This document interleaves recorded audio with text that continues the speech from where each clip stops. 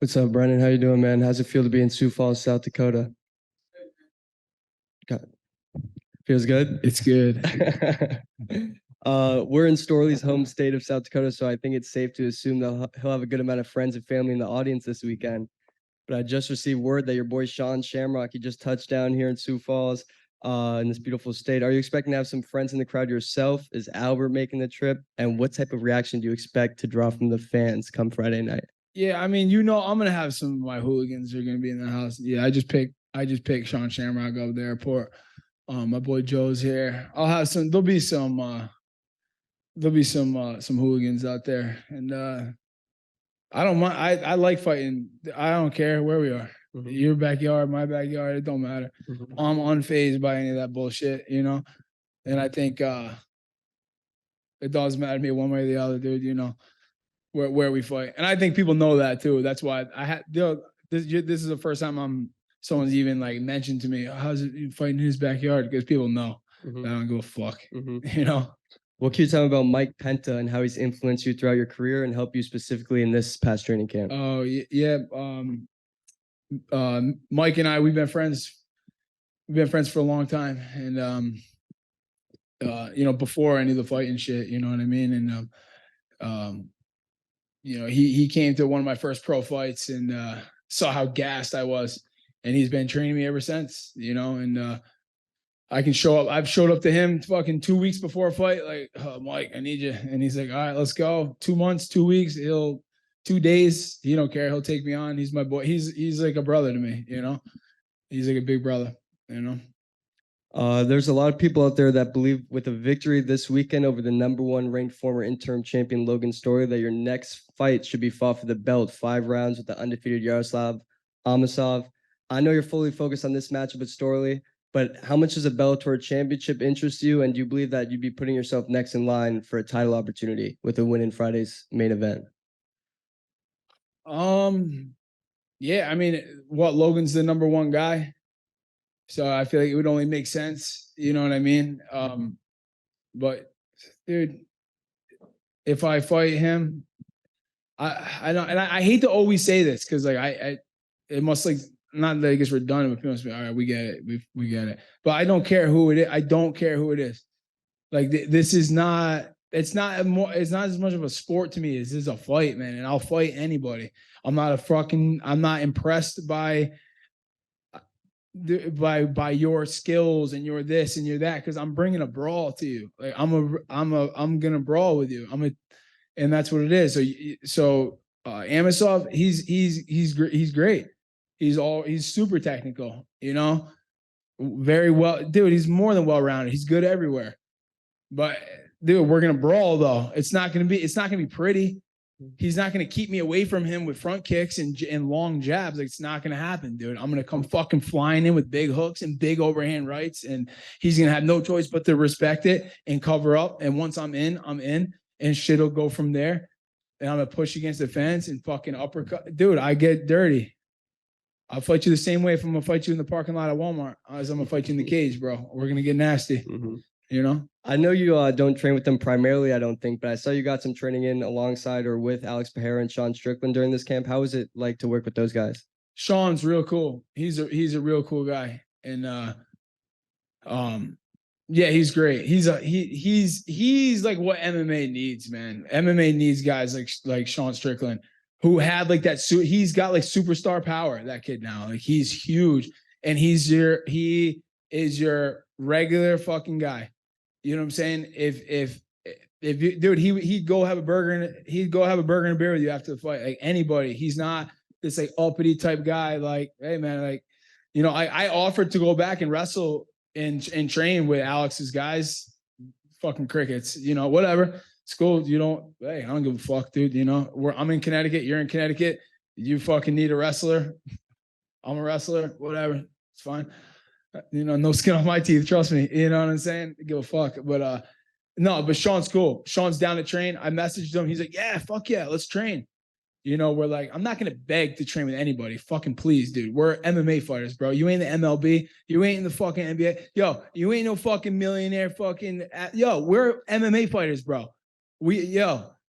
there's MMA champions right now who join an MMA gym to lose weight. And now they're a fucking champion of the UFC. Come on, man. You think, you gonna go pick up a baseball? I think I'm gonna be a pro baseball. You ain't fucking doing shit. Go sit down. So humble yourself. Everyone, all these MMA fighters who think that they are besides McGregor, humble yourself, man. Humble yourself. Be cool to everybody. Because this is gonna get twisted. I know that. But hey, that's how I feel. I've always felt that way. Be cool. Be cool to everybody, because we're really, man, anybody can do this. This is one of those pro sports that anybody can fucking do.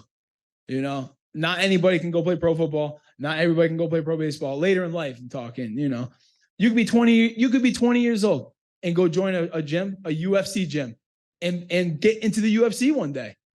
You're not going to pick up a baseball at 20 years old and gonna be in the MLB. What? Please, dude, please. You couldn't get a hit across the street. And this is an independent league. You ain't getting a fucking hit, dude. You ain't getting a hit. I grew up playing baseball. I'm not going to get a hit over there. No, we're all getting struck out. You know what I'm saying? Be cool. You could jump on an undercard MMA fight. I bet you fuck somebody up. You probably get a Bellator contract. You might be on the early prelims in the UFC, dude, in a year. Yo, what's up, dude? There you go, bro. That's my point. I got a little carried away with it, but that's my point. Is be cool. Like, you ain't fucking better than anybody, Yep. Hey, Brennan, Pat Dano, Combat Sports. What's up, man? Okay, so you said the other day that you might not want a title shot if you win this fight. Just elaborate more a bit on that thought process and why you might not want a title shot. I got kind of cast into this, like when I came back, what was it, a year and a half ago in February 2022, right? I didn't know what I was gonna do with this yet. If I was just gonna fight part-time, work my union job full-time, and just fight middle of the road guys at Mohegan Sun once, twice, maybe 3 times a year. That sounded real good to me, That sounded real good, especially the new contract they got. It was decent money, 50 G's to fight in my hometown, and I wasn't trained. I was training, but my first 2 fights back, dude, I worked. I was working my job right up until the week of the fight. I worked, so there was less stress because I knew I was part-time. Everybody knew I was part-time, so it was almost like they expected like part-time results. You know what I mean? Now, when the Homasi fight came up on CBS, over the winter, and hey, you want to fight Sabah Homasi on CBS? It's like, fuck, like I do, but it's like, but do I? Like, do I want to not quit my job? Do I want to take time off of work and really be a full-time pro fighter again? And it used to give me a lot of anxiety being a full-time pro fighter, all the pressure and shit that goes with it, So, I kind of it happened and I went with it. And I won that fight. It was a good fight. And people like what they saw out of me and Sabah, dude. We killed it. Me and him killed it. Shit, we're up for fight of the year. Dude, we fucking killed that shit, man. I don't care. I know Sabah's mad he lost. He already knows, dude. He already knows he can go win. I'll win. I'll run him back for the belt. If I get the belt, he'll get first title shot as long as he's winning. And it's like, and then this fight came about. So it's kind of, it like forced my hand. And I didn't want to say no to fighting these guys. You know what I mean? Because it wasn't why. Like, do I want to fight Logan Storley? Like, sure. Yeah, I do. But in order to fight Logan, I have to take time off of work again. I have to actually fucking train. I actually have to get in shape. You know what I mean? So everything that goes with it. And, I didn't have time to make up my mind. It got made for me, So it was basically just taking that next step. Yeah, man, this is the next step right now. And if a title shot is next, and who knows what the giant elephant in the room for everybody, who knows what's going on with this promotion. You already know I love Bellator. I've been fucking claiming Bellator boy since day one. I don't fucking want to go anywhere else. I don't. There's one place I want to go. If this ever folded, and it's not even for the reasons why the general public thinks, man. People want our fucking roster. Our roster is the best now that it's ever been. The Bellator roster is stacked right now. You ain't coming to fucking Bellator and getting a cakewalk to the belt. Fuck no, dude. There's killers in every division. You know, there's killers in every division, man. I've always loved Bellator, man. Always been proud to fight for Bellator. Always. You know, I never saw it as a step below the UFC. I saw it as an alternative to UFC. This is a fighter-based promotion. You know what I'm saying? Yo, I've had in the past, I've had Bellator. I don't even give a fuck. It's on the record. Fuck it. I've had Bellator advance me money out of my fucking purse because I've been broke. And I'm like, yo, I want to train for this fight. I want to stop working. Yo, here's 10 grand. Here you go. Go take it out of your purse. Yo, is the UFC doing that? I don't think so. I don't think so. You know what I'm saying? I always felt at home here. This is like, I always felt at home with Bellator.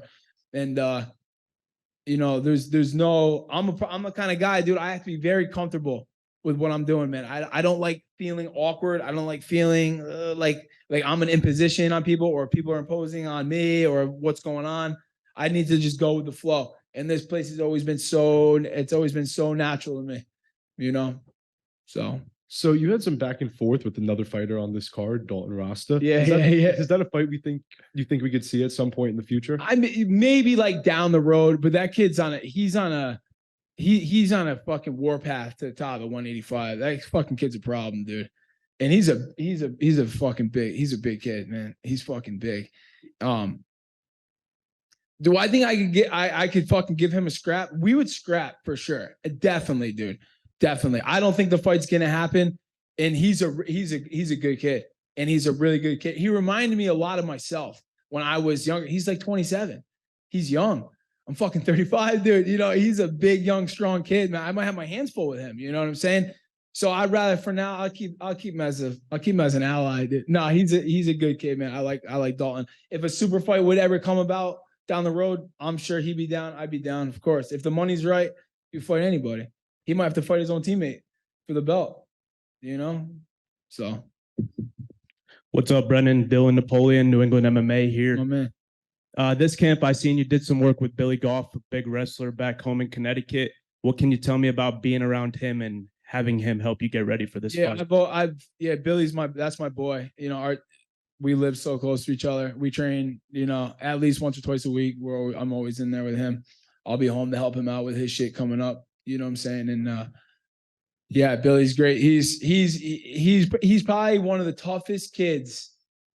He's probably the toughest kid that I train with, that I've ever trained with. I'll go out and say that. Have I fought with guys who are, you know, he's young too, man. He's like just getting cracking, you know, and about to make his debut in 2 weeks and for the UFC. And but dude, there is no quit. There is zero quit in that kid. You gotta put a bullet in that kid. You know what I'm saying? He's a type of fighter that I don't like fighting. You know what I'm saying? Where he's not, it's hard to break him. You know, where my pace and my tenacity and the way I fight can break people. Do you know what you know, that's why I have so many, even not just my last 3 fights, but in the past. Yeah. Look at my past. How many fights have ended in the second round with me? Yeah. A lot of my fights end in the second round because I fucking pour it on. You know, and so by the second round, dudes are like, fuck, you know, and but a kid like Billy, dude, he's a fucking animal. Yeah, he's an animal. And I see him going real far in the UFC. I see him going real far, not just because he's my boy, but because I can just see what is, you know? Yeah, definitely. Thank you. And you made comments that Logan wouldn't be able to lay and pray with you in this fight, which is something that he's done in the past, or maybe, you know, his wrestling is super advanced and uses that in a lot of fights. But you said that that wouldn't work with you in the arsenal that you have. What do you believe will be some of the big determining factors in this fight? I mean, I think he might come out and try to stand. I got like a weird feeling that he might come out and try to stand. I fucking hope he does, man. I hope he wants to try to. I hope he worked on some cool little knickknacks with his fucking boys down there. And then they're gonna come out and do some knickknacks. Maybe try to kick my calves and fucking bullshit like that. I'll fucking put him to bed. You know what I'm saying? But if he does what everyone thinks he's gonna do, he just comes out and shoots from across the cage. Dude, I wrestled my whole life. I fucking wrestled, dude. I got my plaque at home. Yeah. I got my plaque. I don't got 4 of them like him, but I got a plaque. And I was a fucking jerk off in college too, bro. I was a fucking jerk off. I didn't fucking train. I was eating Burger King. You know what I'm saying? J-Wood was just getting cracking. We were just getting good. They're fucking serious now. We weren't as serious back then. I didn't take it as serious. And dude, you can't just come out and you ain't gonna come out and just take me down. I've never really been taken down. You know? Yeah. And last from me, what can you tell me about your recent endeavors with Monster Energy and being a part of the team now? Yeah, I was with Monster. I was with Monster a long time ago. You know, Hans Mullenkamp. He's a, you know, I consider him a friend of mine and someone I look up to in many aspects of life, man. You know, he's an incredible father to his kid. Dude, he has so much fun with his kids. He's got his shits in order. Dude, as far as being an entrepreneur, whatever he touches turns to gold, that guy. You know what I'm saying? So, and I had an opportunity, you know, we parted ways back when I was doing my fucking crazy shit I was doing. When I dropped off the earth, obviously I wasn't sponsored by Monster anymore. And then after the last fight, you know, Hans, you know, we talked and you know, he invited me back on the team. And, you know, you know, aside from how cool it is to be sponsored by Monster, Hans is the kind of guy that I like to, you know, have in my life. Do you know what I'm saying, man? He's nothing but like a positive influence kind of guy. You know what I'm saying, man? Like he's a fucking role model, the guy. You know, it's undeniable. So yeah, it means a lot to me to be back on Monster, you know, for more than just that it's fucking pretty swag. It's a pretty swag sponsor. But there's a lot of cool guys, man. Another guy, I got close to some of these guys, you know, Cody Dresser is another guy. He's on the action sports side, but these dudes are all family men, man. And they're all just like living like a cool, fun life. These dudes have fun. They take care of business. They're about their families. You know, they're great guys, man. It's great company, you know, so. I just have one last one. You said the word super fight, so it made me think about earlier this week. You mentioned how you would love to one day fight one of these Paul brothers, Diaz brothers, something like that in the boxing realm. How it's unlikely, I know, but you would do it. Yeah. I wanted to ask, talk about that, but also, would you entertain maybe or have any interest in a boxing match one day, maybe down the line? I mean, I would. I would definitely box down the line. I think that I would have to get my name's gonna have to get bigger in order to get some of these big fights. You know, dude, all respect to Nate Diaz. He deserves all kinds of respect. But me and him are literally the polar opposite. Like he has a massive following and he can't fucking hit hard, dude. So it's a very safe fight to fight Nate. So Jake Paul, great job picking him out. You know he's not going to knock you out, but yet millions of people are going to watch for Nate Diaz. I'm the fucking opposite. I got 30,000 followers, dude, and I can fucking smoke anybody. So what? You're going to get knocked out by me and no one even fucking knows who the fuck I am. You know what I'm saying, man? So I got to get big. I got to blow my name up, and then I could take the boxing world. I could take it over if I want. I can box. I can box. You know, you see me brawling on the MMA cage. I have a different stance. I have a lower stance in MMA, so I can not get taken down, and I throw a lot harder in MMA. I can box. You know, you want to put some fucking boxing shoes on, bro, and jump in a ring? I'll light dudes up. You know. Brennan, just one for me.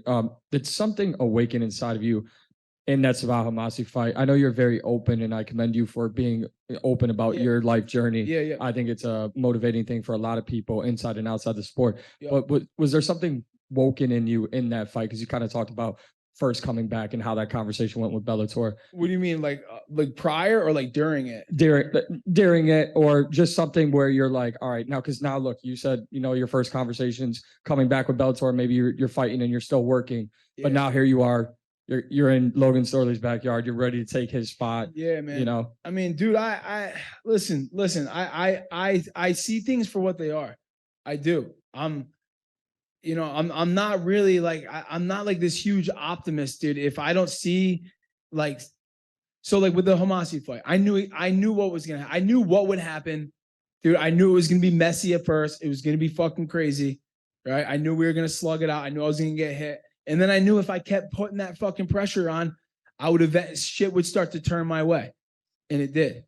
You know what I'm saying? So as far as like it being like, nothing is like awoken in me, you know, dude, I can see what can happen. If I do my part, I can predict my outcome. If everything goes to my plan, just like Friday night, if everything goes to my plan, dude, I'm going to fucking knock this kid out probably in late in the second round. You know what I'm saying? if it goes my way, if it goes the way I'm seeing it. You know, it might not, you know, but nothing's really, I'm not this like a woke kind of guy, dude. I'm like more of like a realist, like fucking call it how I see it, you know. I know that's like a term with like the kids these days. Yo, dude's woke, bro. Like, I don't even know the fuck that means, dude. I'm just telling you what I think and what I know, like what I see. You know, that's all I got, man. Yeah, man, for sure. All set. Later, motherfucker.